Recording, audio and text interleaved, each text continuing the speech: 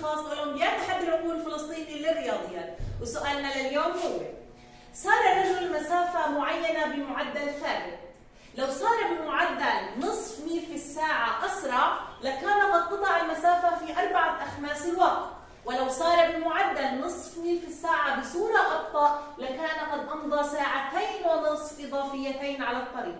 احسب المسافة التي قطعها. بنلاحظ سؤالنا في عندنا 3 حالات.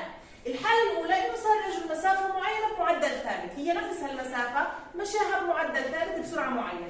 لو سار بمعدل نصف ميل في الساعة أسرع، لو زاد سرعته نصف ميل في الساعة أسرع، زاد سرعته كان قد قطع المسافة في 4 أخماس الوقت، لقطع المسافة نفسها في 4 أخماس الوقت.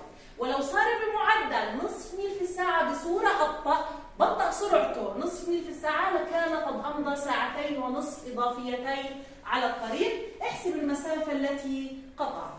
المسافة نفسها، لكن أنا في عندي متغيرين، في عندي السرعة متغيرة، الزمن متغير، لكن المسافة ثابتة. فعلى طول هشتغل على العلاقة اللي بتربط هدول ال3 مجاهيل ببعض، إنه المسافة بدها تساوي السرعة في الزمن. طبعا ال3 حالات، شو الحالة الثابتة فيهم؟ اللي هو إنه المسافة في ال3 حالات ثابتة، فهشتغل على هذا الأساس. من هنا بجيب العلاقة، إنه المسافة في الحالة الأولى بدها تساوي المسافة في الحالة الثانية بدها تساوي المسافة في الحالة الثالثة. هيك أنا بكون كونت علاقة وفيها أجيب السرعة والزمن، ومباشرة بعدها بجيب المسافة اللي بتقطعها. أول حالة عندنا صار رجل بمسافة معينة بمعدل ثابت. طبعا بداية بدي أفرض السرعة والزمن. نفرض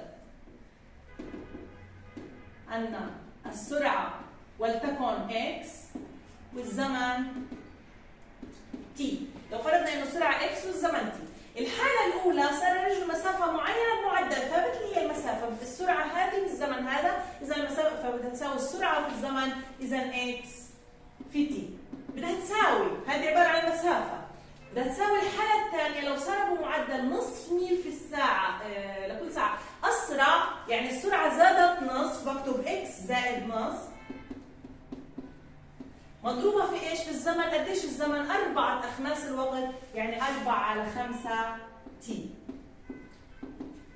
بدها تساوي المسافة في الحالة الثالثة عبارة عن السرعة في الزمن. السرعة قديش؟ صارت بمعدل نصف ميل في الساعة بصورة أبطأ، يعني x ناقص نصف.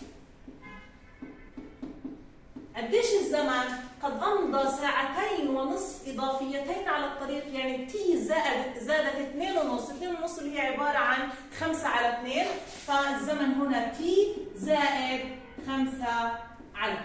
هيك أنا بكون كونت العلاقة. بس ضايل أجيب المجهولين اللي عندي المتغيرين السرعة والزمن، ومن ثم إيجاد المسافة مباشرة من أي معادلة من ال3 معادلات بجيب المسافة، لأنه المسافة متساوية في ال3 حالات. الآن بدي أشتغل إني أنا أجيب السرعة والزمن. في عندي 3 معادلات، طبعا رح آخذ أول تنتين مع بعض. x في t بدها تساوي x زائد نص، لأنه التنتين مع بعض التي بدها تروح مع التي، طبعا التي بتروح بما إنه الزمن لا يساوي 0، فبقدر أضيع الزمن من هذه المعادلة مع الزمن مع هذه المعادلة وأجيب قيمة x بسهولة. إذا x في t السرعة في الزمن بدها تساوي x زائد نص مضروبة في 4/5 4 أخماس الزمن. الآن سهل إنه الزمن يروح مع الزمن، طبعا لازم يكون واضح عندنا إنه الزمن هنا لا يساوي 0، فعلشان كده أنا قدرت أختصر معه. الآن صارت عندي معادلتين بمتغير واحد، اختصرنا الزمن من هون مع الزمن من هون. الآن خلينا نشتغل عليها. بتصير x من هذا الطرف بدها تساوي x زائد نص مضروبة ب4/5، يعني 4/5 x زائد 4/5 مضروبة في نصف 4/10، أو ممكن نختصر. الآن خلينا ننقل المجهول عند المجهول. x ناقص 4/5، يعني 5/5 ناقص 4/5 عبارة عن 5 x، بدها تساوي 4/10، ممكن بالاختصار عبارة عن 2/5. الآن بدي أضرب الجهتين ب5 لحتى أطلع قيمة x. x بدها تساوي 2 ميل في الساعة. هذه هي السرعة، هي قيمتها 2. جبت السرعة. الآن بدي أمسك، لو مسكت هذه المعادلة مع هذه المعادلة، معادلتين مع بعض متساويات، ومع قيمة x سهل أجيب الزمن. اكس تي اللي هي المعادله الاولى بدها تساوي المعادله الاخيره هين. اسهل من اني اخذ المعادلتين هدول من بعض، ولكن عادي. اكس ناقص نص مضروبه في تي زائد 5 على 2. طبعا هون فيها اعوض بدل اكس ب2 اسهل لي.